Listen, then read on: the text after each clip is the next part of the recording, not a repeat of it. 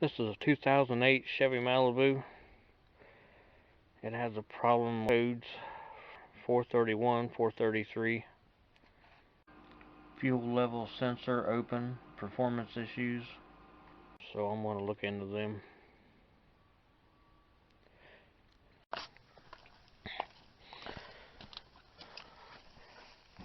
It also has a problem with the fuel gauge reading empty all of the time,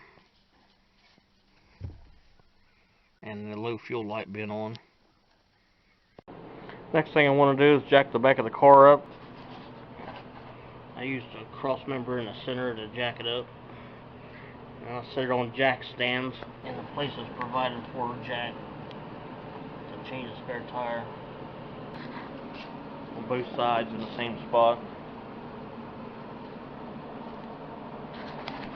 There's like 3 layers of metal there to support the car weight. I'm underneath the passenger side rear of the gas tank. And there's a 10-pin connector under here. I was trying to find access to the wires going to the fuel pump sending unit without pulling the tank down. And this is a canister.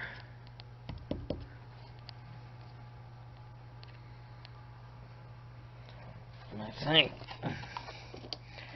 this 10-pin plug-in is where I can get access to it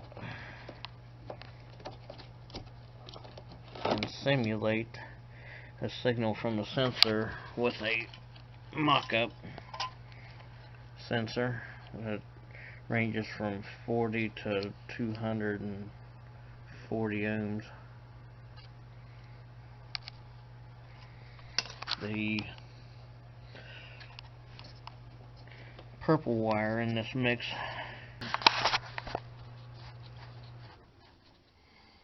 be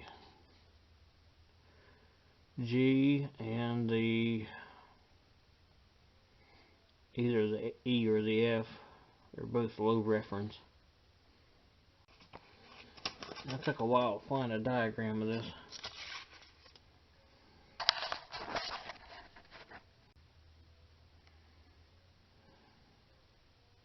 This connector apart and see what colors are in it. I did see some wiring sticking out here. That'd been an excellent place for the wires to rot, or under the back seat.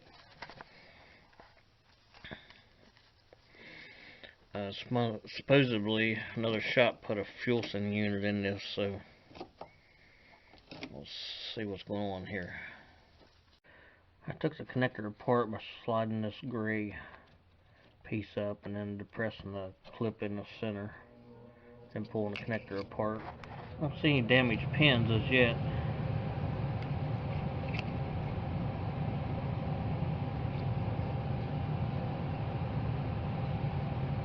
But let me poke around a little bit and see.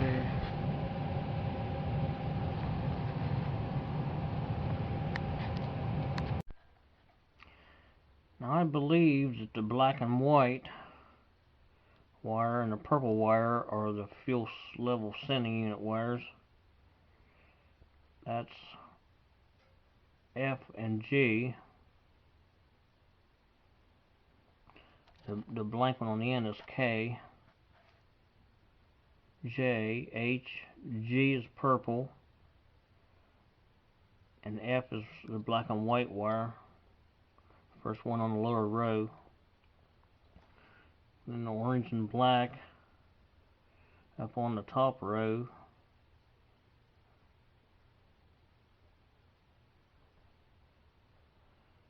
Is E, and then the black wire beside of it's D, and that's ground, black. And then C, B, and A is a red wire. And on this connector, A is a red and white wire going to the ECM. Now just for a short reference, I took a multimeter and set it on 2,000 ohms, and I just stuck some stick pins. They're about perfect to put in the terminals without destroying them, hurting them. But with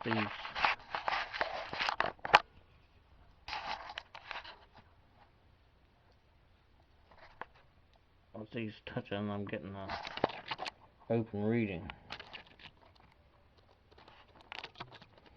And I need to touch the leads together and make sure that it's working.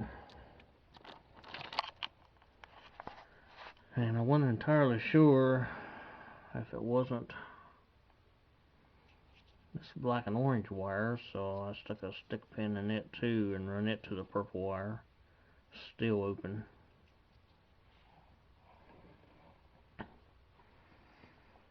So that's one way to kind of bypass taking the tank down.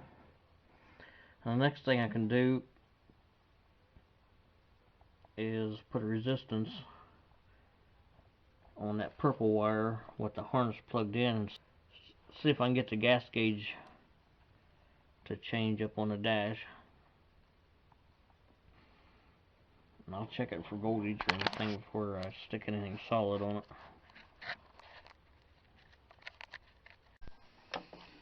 I've accessed this 10-pin connector underneath the canister,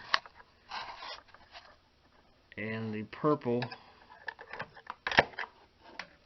wire, pin G, and you can see, I don't know if you can see, there's an F root on the connector. That's an F right there.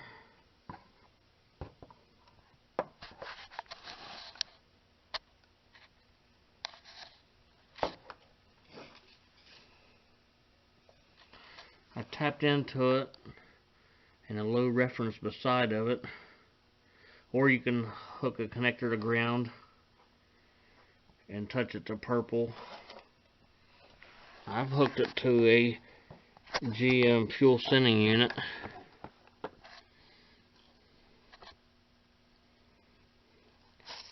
And I got the scan tool in here, and it's showing, I move the gas gauge up and down, showing the fuel level as I move it.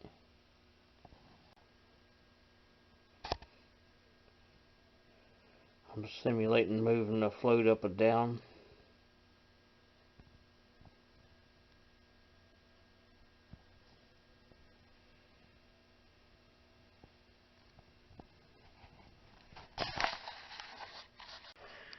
So I know the signal's not coming out of the wiring from the fuel tank, so I know it's safe to assume that there's something wrong with the sending unit or the plug-in to it.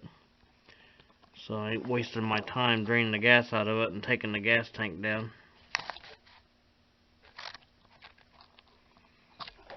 By accessing this plug-in, that solves the problem with whether it's connection from here forward or here backwards. I did have to unhook the battery. I think the modules were confused. Maybe the battery's running low or something, I don't know. It had some corrosion on one of the terminals, and the gas gauge wasn't responding even with this hooked up, and now it is.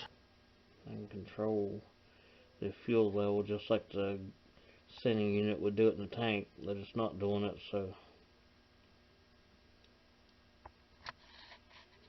anyway, I know I've got to take the fuel tank down. Even if you didn't have a scan tool, as long as you hooked it up to, say, about 50 or 60 ohms of resistance, you can get the gas gauge probably to a quarter to a half tank, and have an assistant watch the fuel gauge. But if that doesn't work, you might try unhooking the battery and touching the cables together for a few minutes and cleaning any corrosion you see up on it. and then hooking it back up.